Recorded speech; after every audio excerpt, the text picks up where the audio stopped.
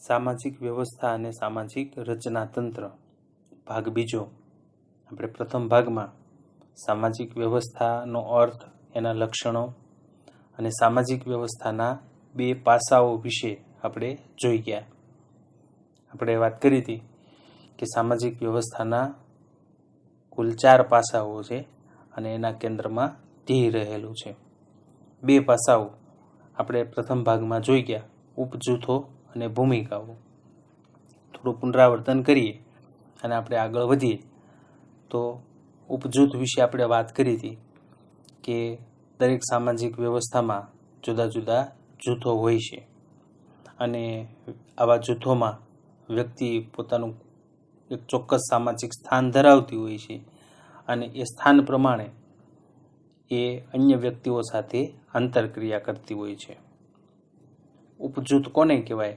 તો એની પણ આપણે વ્યાખ્યા જોઈ હતી કે જૂથના પેટા ભાગ રૂપે વિકસેલું હોય એને ઉપજૂથ અથવા પેટા જૂથ કહેવાય.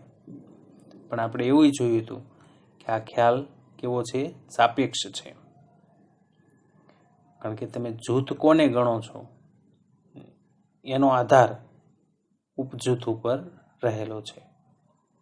આપણે ભારત, ગુજરાત ઉદાહરણો જોયા હતા કે ભારતને જૂથ ગણીએ તો રાજ્ય ઉપજૂથ કહેવાય, પણ રાજ્યને જો જૂથ ગણીએ તો એના જિલ્લા એ ઉપજૂથ થાય. તો આપણે ઉપજૂથ વિશેની વાત પૂરી કરી હતી. ત્યાર પછી આપણે ભૂમિકાઓ વિશે જોયું હતું કે સમાજની અંદર જુદા જુદા લોકો ચોક્કસ પ્રમાણમાં દરજ્જો ભોગવતા હોય છે અને આ દરજ્જાના સંદર્ભમાં સામાજિક ધોરણ પ્રમાણે વ્યક્તિ જે કાર્ય કરે એને ભૂમિકા કહેવાય. ભૂમિકા એ વ્યક્તિની ફરજનો નિર્દેશ કરે છે. ભૂમિકા એ દરજ્જાનું વર્તનલક્ષી પાસું છે. તો બે પાસાઓ વિશે આપણે વાત પૂરી કરી હતી. આજે આપણે ત્યાંથી આગળ વધીએ. ત્રીજું પાસું, સામાજિક ધોરણો. તો આપણે અગાઉ સામાજિક ધોરણો વિશે પણ ભણી ગયા છીએ. અમુક સામાજિક પરિસ્થિતિ કે સામાજિક રચનાતંત્રમાં કોઈ સ્થાન સાથે સંકળાયેલી સમૂહ વર્તનની અપેક્ષાઓ એટલે સામાજિક ધોરણો. સમૂહ વર્તનની અપેક્ષાઓ, સમાજના મોટાભાગના લોકો કેવા પ્રકારના વર્તનની અપેક્ષા રાખે છે. આપણે અગાઉ જોઈ ગયા છીએ કે સામાજિક ધોરણો વ્યક્તિનું વર્તન નક્કી કરતા માપદંડ છે. વ્યક્તિનું કયું વર્તન યોગ્ય છે, કયું અયોગ્ય છે એનું સ્પષ્ટીકરણ કરવાનું કામ સામાજિક ધોરણ કરે છે. તો સામાજિક ધોરણો ને કારણે સમાજની અંદર વ્યવસ્થિતતા જળવાય છે. લોકો પોતાના વર્તનને નિયંત્રિત કરતા થાય છે. જેમ કે શાળા સંચાલનના નિયમો એ આચાર્યથી લઈ અને વિદ્યાર્થી સુધી તમામ તબક્કે એમના વર્તનને નિયંત્રિત કરવાનું કામ કરે છે. શાળા સંચાલનના નિયમો બધા જ વ્યક્તિને લાગુ પડે, આચાર્યથી માંડીને વિદ્યાર્થી સુધી. અને એના કારણે આપણે જોઈએ છીએ કે શાળાનું વાતાવરણ ખૂબ સારું રહે છે. સામાજિક ધોરણો એ સમૂહ જીવનનું વાતાવરણ રચવાનું કામ કરે છે. તો આમ સામાજિક ધોરણો એ વ્યક્તિના વર્તનનું નિયંત્રણ કરવાનું કામ કરે છે. વ્યક્તિ યોગ્ય વર્તનો કરતો થાય એના માટે સામાજિક ધોરણો સમાજની અંદર જોવા મળે છે. ચોથું પાસું, સાંસ્કૃતિક મૂલ્યો. સામાજિક વ્યવસ્થામાં વ્યક્તિ જે વર્તન કરે છે એનું મૂલ્યાંકન સાંસ્કૃતિક મૂલ્યો દ્વારા થતું હોય છે. આપણે જાણીએ છીએ કે સમાજની અંદર વ્યક્તિ જુદો જુદો દરજ્જો ધરાવતો હોય છે અને એ દરજ્જા પ્રમાણે એ પોતાની જુદી જુદી પ્રવૃત્તિઓ કરતું હોય છે. તો વ્યક્તિ જે દરજ્જા પ્રમાણે પ્રવૃત્તિ કરે છે, પોતાની ભૂમિકા ભજવે છે, એ ભૂમિકા એની કેવી છે એનું મૂલ્યાંકન સાંસ્કૃતિક મૂલ્યો દ્વારા થાય. એ સારી કે ખરાબ, યોગ્ય કે અયોગ્ય, આ રીતે એનું મૂલ્યાંકન થતું હોય છે. આ સાંસ્કૃતિક મૂલ્યો જે છે એને સમૂહનું પીઠબળ હોય છે, એટલે કે સમૂહનો એને ટેકો હોય છે અને એના દ્વારા એમનું મૂલ્યાંકન થતું હોય છે. જેમ કે શાળાના આચાર્યશ્રીએ પ્રમાણિકતા અને પારદર્શકતાથી શાળાનું સંચાલન કરવું જોઈએ. શિક્ષકોએ નિષ્ઠાપૂર્વક કામ કરવું જોઈએ. વિદ્યાર્થીઓએ નમ્રતાથી વર્તવું જોઈએ. આ બધા સાંસ્કૃતિક મૂલ્યોના ઉદાહરણ ગણી શકાય. સાંસ્કૃતિક મૂલ્યોને ઉચ્ચ કક્ષાના સામાજિક ધોરણ તરીકે પણ ઓળખાવી શકાય. સત્ય, અહિંસા, પ્રમાણિકતા, આ બધા સાંસ્કૃતિક મૂલ્યો છે. એ ઉચ્ચ કક્ષાના સામાજિક ધોરણો પણ છે. દાખલા તરીકે હંમેશા સત્ય બોલવું જોઈએ તો આખો સમાજ સ્વીકારે, આખો સમાજનું એને પીઠબળ હોય, એનો ટેકો હોય કે નહીં, સાચી વાત છે, વ્યક્તિ હંમેશા સત્ય બોલવું જોઈએ. તો વ્યક્તિ કામ કરે છે એનું મૂલ્યાંકન આવા સાંસ્કૃતિક મૂલ્યો દ્વારા થાય કે એનું કાર્ય યોગ્ય છે કે નહીં. તો સામાજિક વ્યવસ્થાનું ચોથું પાસું સાંસ્કૃતિક મૂલ્યો છે. આપણે વાત કરી હતી આ 4 પાસાની બરાબર વચ્ચે ધ્યેય રહેલું છે. આ 4 પાસા દ્વારા સામાજિક વ્યવસ્થા પોતાના ધ્યેયને સંતોષવાનું કામ કરે છે. ધ્યેય એ પ્રાપ્ત કરવાની પ્રક્રિયા છે.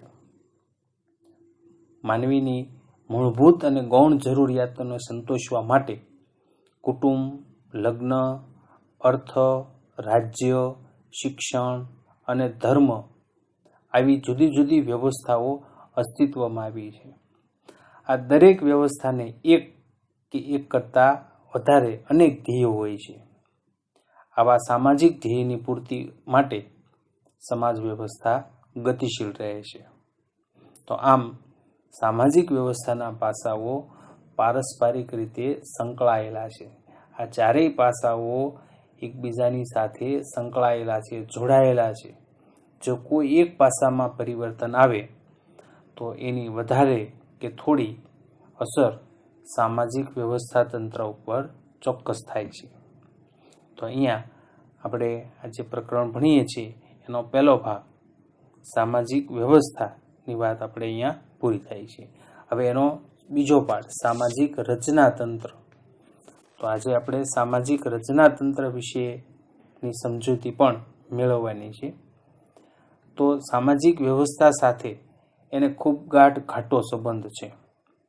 તો એ સમજતા પહેલા આપણે સામાજિક રચના એટલે શું, સામાજિક રચનાતંત્ર એટલે શું, એ ખ્યાલને સ્પષ્ટ કરીએ.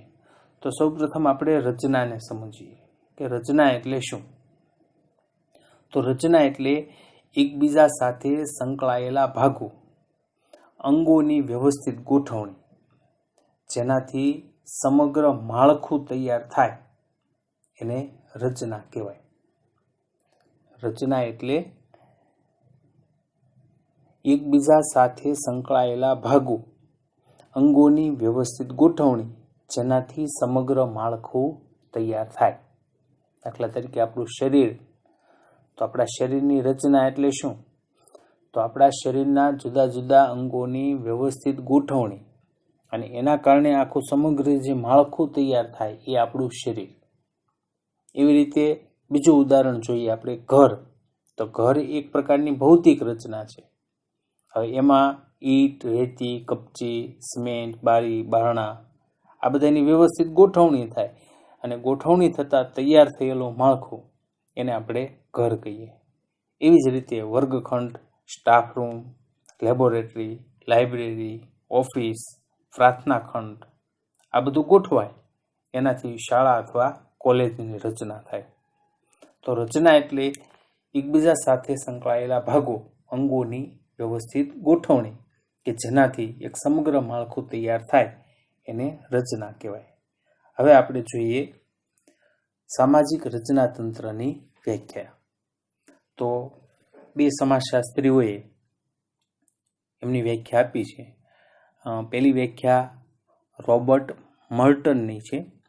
રોબર્ટ મર્ટનના મતે સામાજિક રચનાતંત્ર એટલે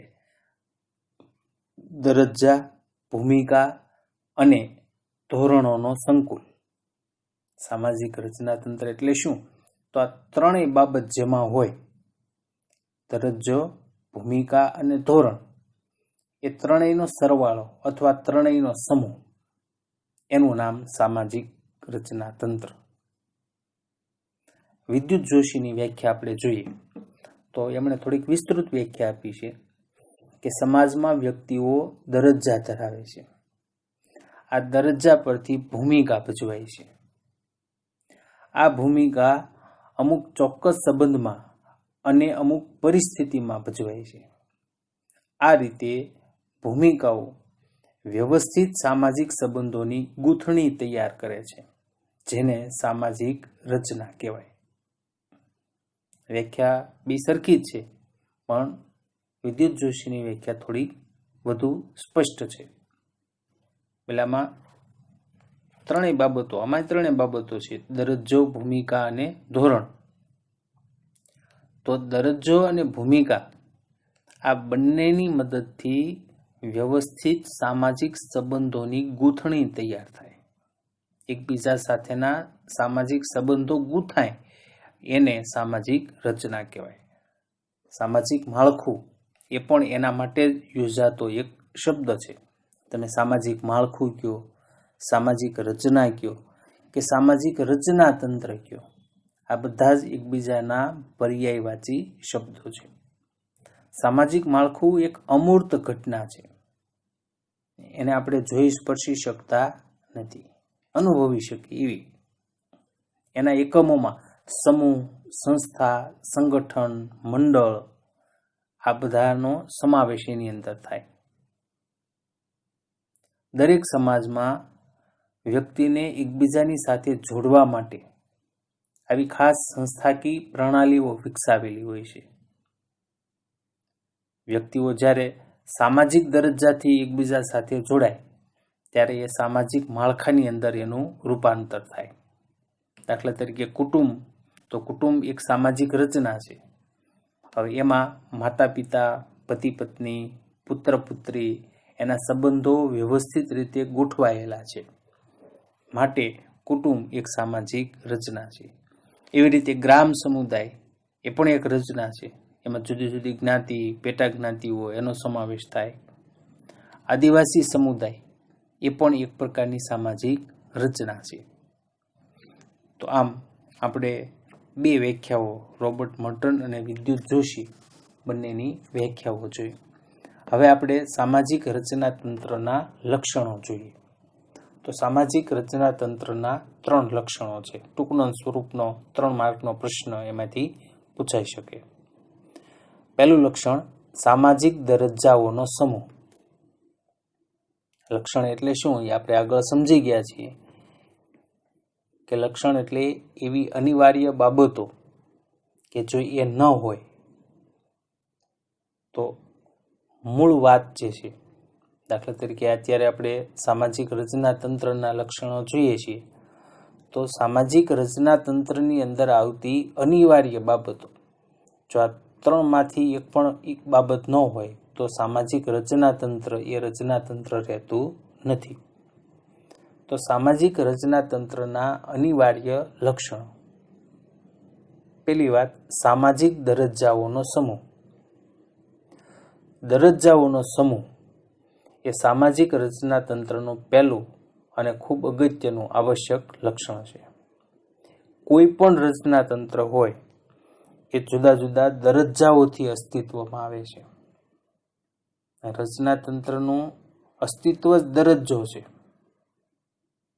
એટલે એનું પહેલું અનિવાર્ય લક્ષણ બને છે. કોઈ પણ રચનાતંત્ર વિવિધ દરજ્જાઓમાંથી અસ્તિત્વમાં આવે છે. સમૂહ કે સંસ્થાની જરૂરિયાતો પૂર્ણ કરવા માટે આવા જુદા જુદા દરજ્જા હોવા એ જરૂરી છે.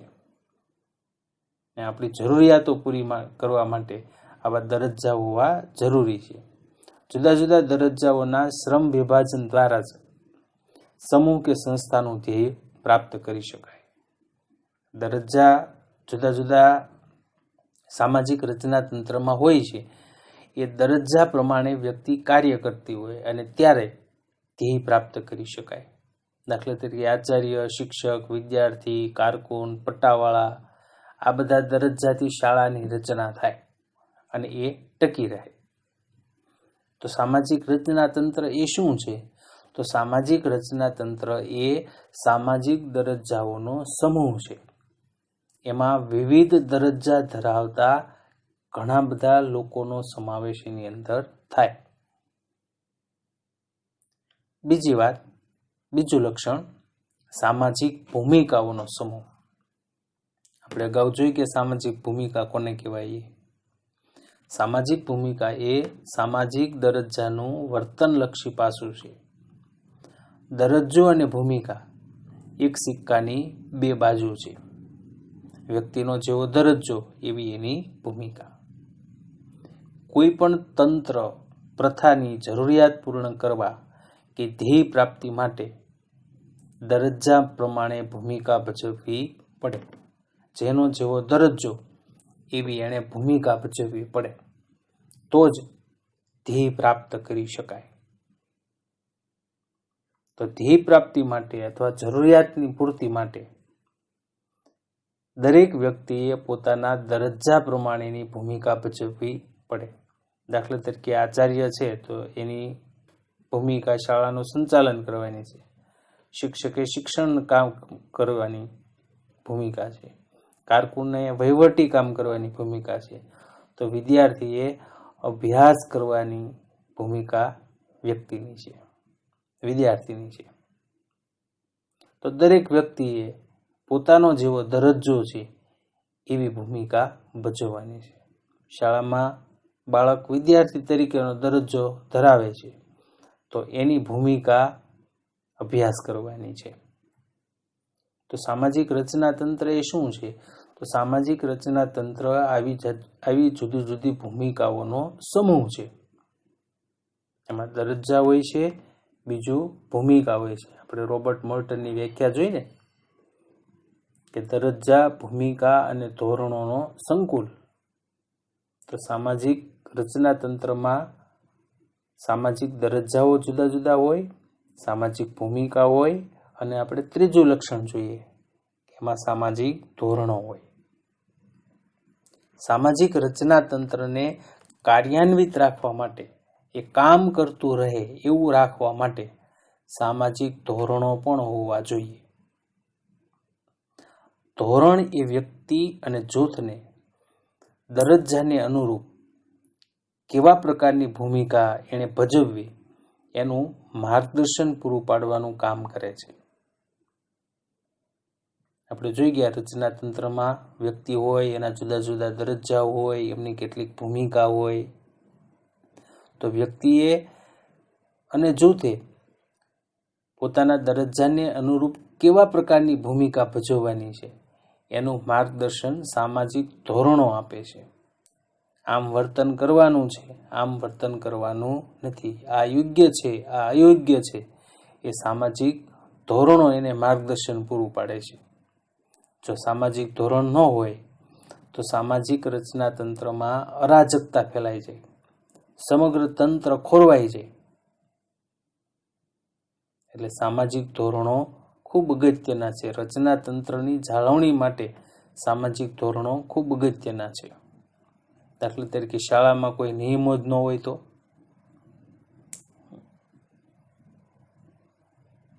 આચાર્ય શાળાનું સંચાલન ન કરે, શિક્ષકો ભણાવે નહીં, વિદ્યાર્થી ભણે નહીં, તો કઈ શાળા એ શાળા રહેતી નથી. એટલે સામાજિક રચના તંત્રની અંદર જો ધોરણો ન હોય તો અરાજકતા ફેલાય જાય, તંત્ર આખું ખોરવાઈ જાય અને જે ધ્યેય હોય એ ધ્યેયને પ્રાપ્ત કરી શકાય નહીં. તો સામાજિક રચના તંત્રના 3 લક્ષણો આપણે મુખ્ય મુદ્દાઓ પાછા જોઈ જઈએ સામાજિક દરજ્જાઓનો સમૂહ, સામાજિક ભૂમિકાઓનો સમૂહ અને ત્રીજું લક્ષણ સામાજિક ધોરણ. હવે પછીનો મુદ્દો આપણે જે ભણવાના છીએ, સામાજિક રચના તંત્રનું AGIL મોડેલ. એક મોડેલ આપણે જોવાનું છે. તો એની વાત આપણે ત્રીજા ભાગમાં છે એ કરશું. વિદ્યાર્થી મિત્રો,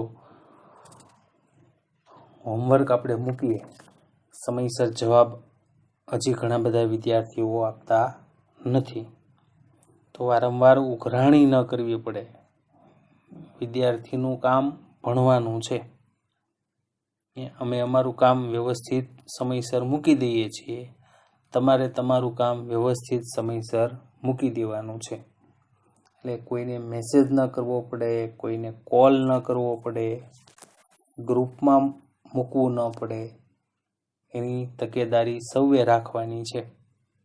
અને સમયસર વધીને એક દિવસ આપણે આજના દિવસમાં આ સેશન મૂકેલું છે, ભાગ બીજો. તો આજે તમે જુઓ અને સમજો. સાહિત્ય તમારી પાસે જે હોય, અન્ય કોર્સ હોય તો એને સાંભળો અને મોડામાં મોડે કાલ સાંજ સુધીમાં તમારા જવાબ મુકાઈ જવા જોઈએ. કારણ કે આપણે રોજ એક જ વિષયનું ભણવાનું આવે છે. 2-3 પીરિયડ આવતા નથી. રોજનો માત્ર એક જ વિષય છે. અને આ એક વિષયમાં તમે જેટલું ધારો એટલું સરસ કામ કરી શકો. કારણ કે આમાં આપણે કાંઈ કલાકનો પીરિયડ મૂકતા નથી. એટલે થોડી ગંભીરતા રાખી અને બરાબર રીતે હોમવર્કમાં નિયમિતતા જાળવવાની છે. તો આજના સેશનમાં આપણે અહીંયા સુધી રાખીએ છીએ. આવતા સેશનમાં આપણે રચનાતંત્રના AGI મોડેલ વિશેની વાત કરશું.